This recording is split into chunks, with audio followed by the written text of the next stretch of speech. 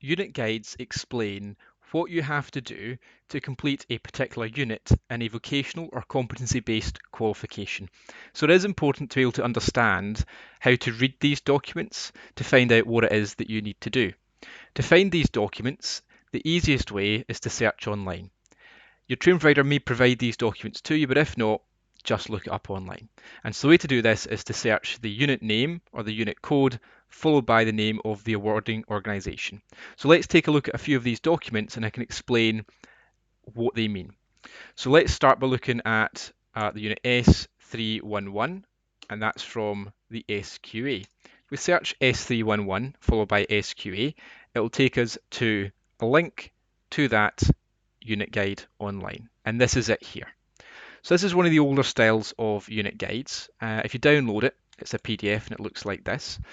At the top, it's got the unit code and the unit name. It gives you an overview. So this particular unit is on designing and producing high quality, attractive documents to agreed specifications. It forms part of the business admin SVQ level 3. It's also got detail on specific skills that are covered in this unit. So if you're thinking about completing this unit, if it's one of the optional units, you can have a look at what it actually entails. Further down, it splits the competencies into performance competencies and knowledge and understanding competencies. So for the knowledge and understanding competencies, you must show that you understand these concepts in your assessments. And it simply listed them there, A through to L. Okay. Typically, these might be treated as a question or they might be embedded as part of some skills-based assessment. On the left here, we have got performance indicators. These are competencies that you have to show that you can do in the workplace. And so they're numbered from 1 to 10. So you'd want to read through this and decide, do I do these things as part of my role? If you don't, it might not be the unit for you. If you do complete these things, you want to think, is it something that I am interested in completing an assessment on? Because if it's something that you're not particularly interested in, it's probably also not a good unit for you to do. But if this is something that you do as part of your job and it's something that you're interested in, this could be a good unit for you. So this is how you can look up that information online. You might come across unit guides that look a little bit different, but it still tells you the same information. So if we look at the unit guide for the unit FR1104, which is Developing Personal and Team Effectiveness using IT3, this is an optional unit in the IT framework. The unit guide does look a little bit different, but again, it tells you the same information. So it's got the name of the unit, it's got a description of it, so it's designed for candidates to start to recognise and respect diversity, individual differences and perspectives, and understand how IT can be used to support and enhance both personal and team effectiveness. The layout of the skills and the knowledge and understanding competencies is a little bit different. This unit guide splits it into columns grouped around outcomes. So it's saying there's an outcome which is understand how IT can support personal development. There is no skills competency for this one, but there is 2 knowledge and understanding competencies there as well. With use IT to support personal development, there is 2 skills competencies, but no knowledge and understanding competencies.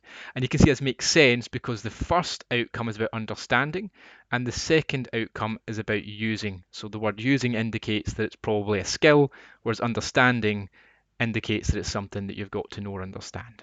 And so that's how this unit is set out. It's set out in columns. You can have it where an outcome has both skills and knowledge and understanding competencies. It's just this unit doesn't have this. Scroll down further, there is additional information provided here on this unit. So it says there about evidence requirements. This has got some information on any requirements you've got around the evidence that you must provide, and it also provides some general information on this unit. Further down, this can be particularly useful information for learners who are completing this unit. So under support notes, it may provide detail on what some of these competencies mean. Depending on the language and the wording used in the unit guide, you might find some of these competencies are quite hard to understand what it's actually asking for.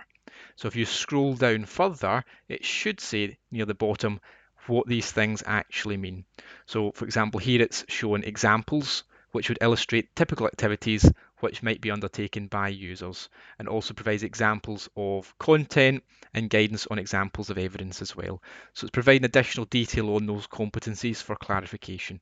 So it can be useful to scroll down and find out if the unit guide that you're looking at has this sort of information available. A third type of unit guide might look like this.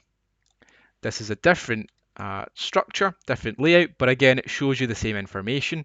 So it's got the unit name, its code, the SCQF level, and the credit value for this unit.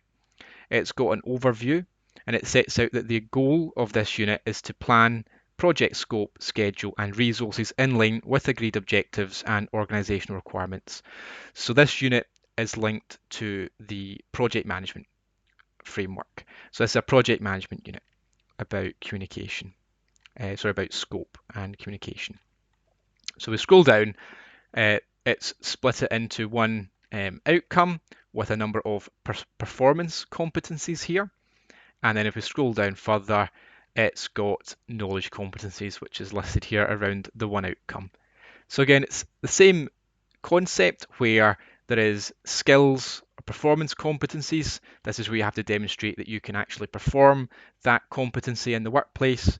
Whereas we've got knowledge and understanding competencies as well. These competencies you've got to show that you understand these concepts in the context of your workplace.